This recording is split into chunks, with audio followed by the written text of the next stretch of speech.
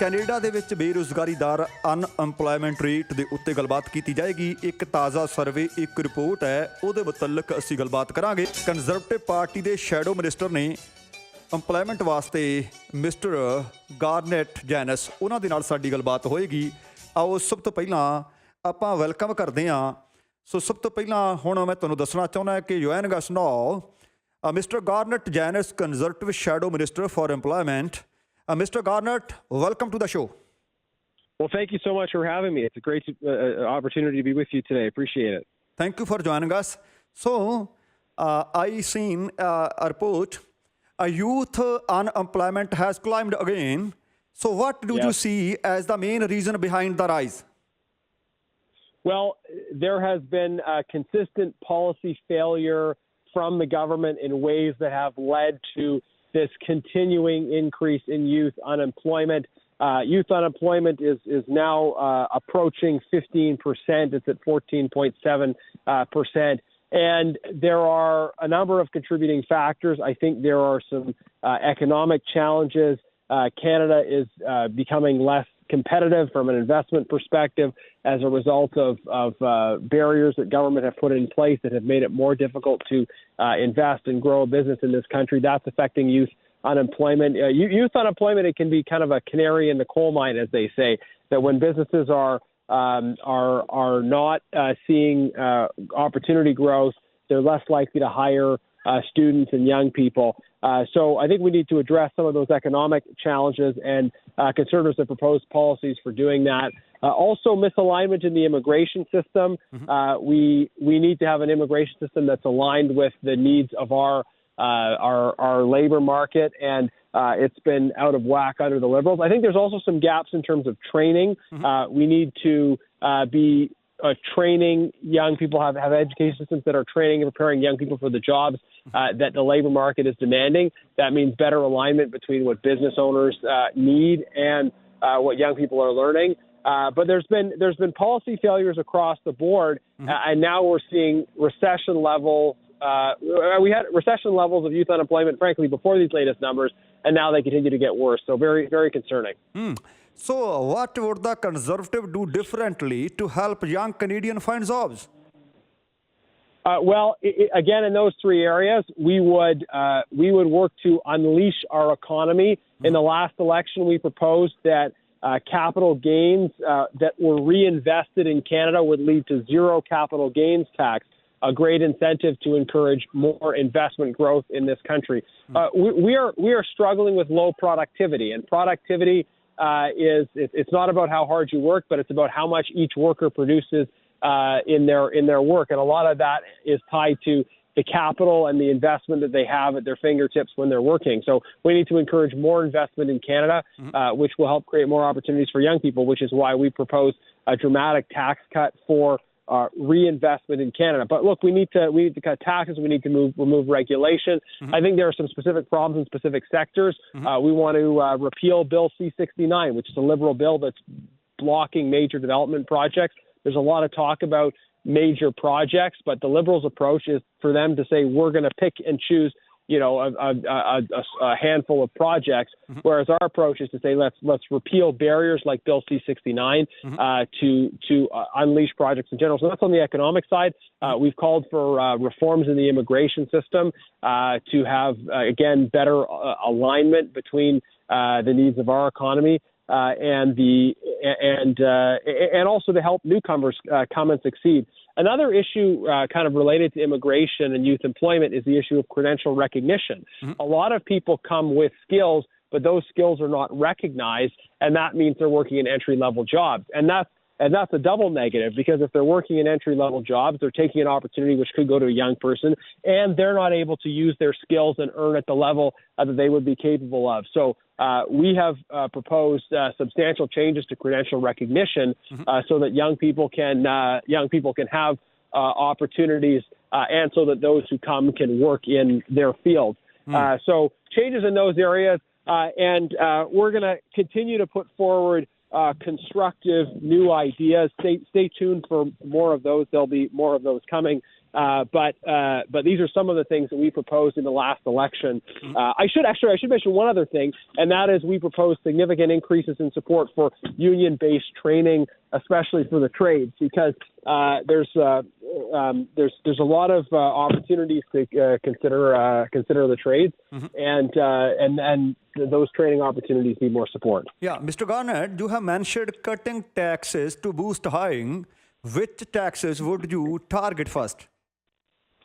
Well, as I mentioned, we proposed in the last election a major reinvestment tax cut, so that when you get a capital gains, right now where you pay capital gains taxes, we would say that if you immediately reinvest those profits in Canada, you don't have to pay the capital gains tax. So that would be a major tax cut that would specifically incentivize reinvestment. So it's the area of taxes and also the area of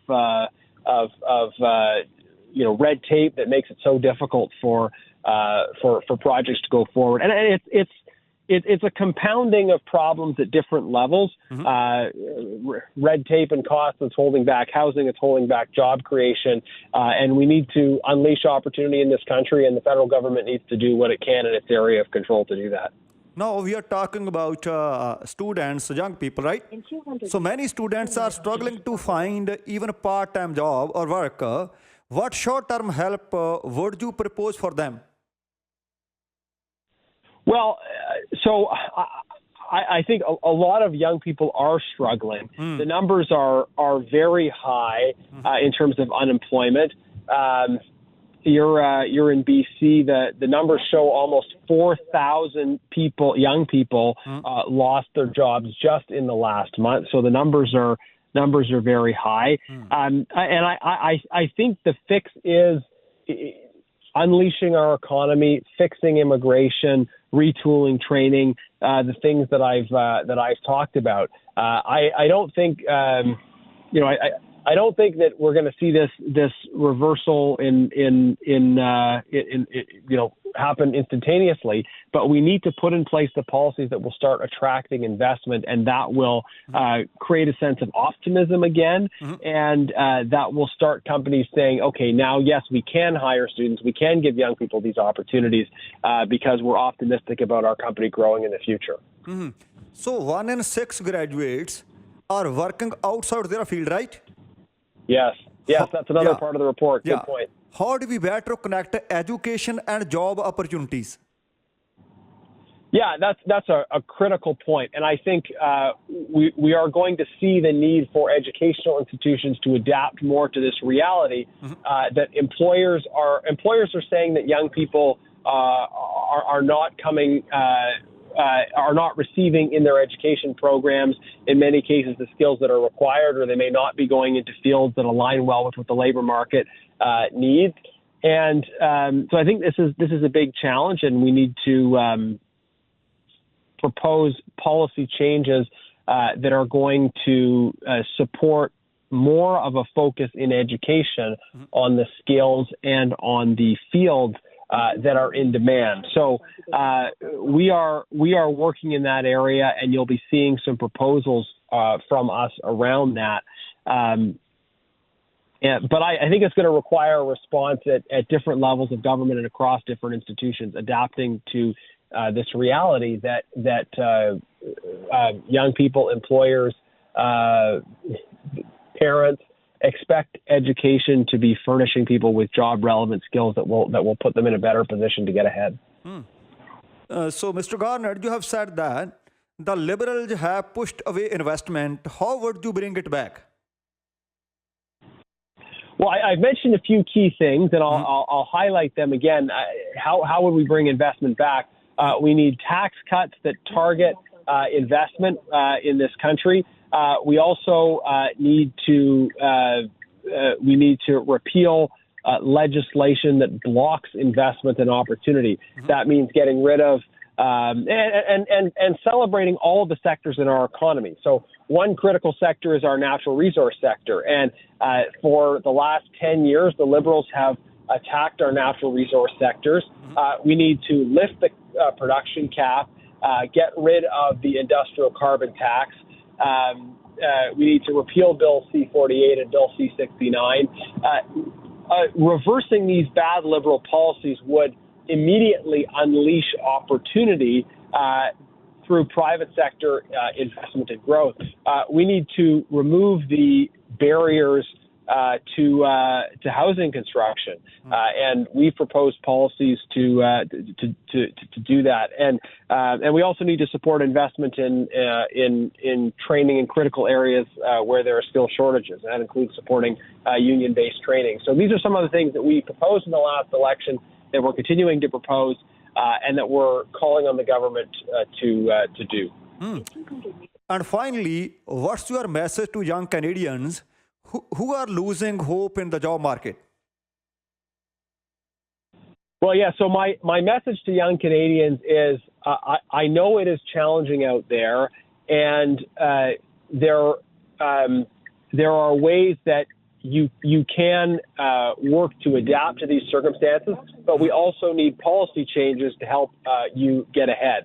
So my encouragement to young people in this more challenging economy is, as much as possible, to start as early as they can acquiring job relevant skills, even as young teenagers, to start thinking about, can they pursue a career that aligns with the needs of the labor market, and can they start acquiring skills that are relevant to that field.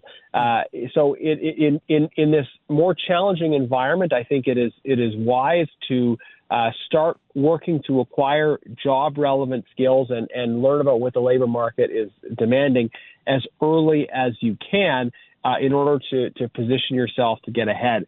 But the competition is intensifying, and young people are trying to compete, but there are more young people competing for fewer and fewer jobs. So also talk to your leaders, talk to your elected representatives, tell them your stories. I want to hear your stories. I want to magnify and share the stories of what young people are going through in Parliament, so that I can get the government's attention and encourage them to reverse some of the policies they had put in place that have led to these problems. So thank you, Mr. Janets, for sharing your you so much for thoughts having on me. the growing employment challenge. We appreciate your time. Thank you for having me. Take care. Thank you. Thank you so much.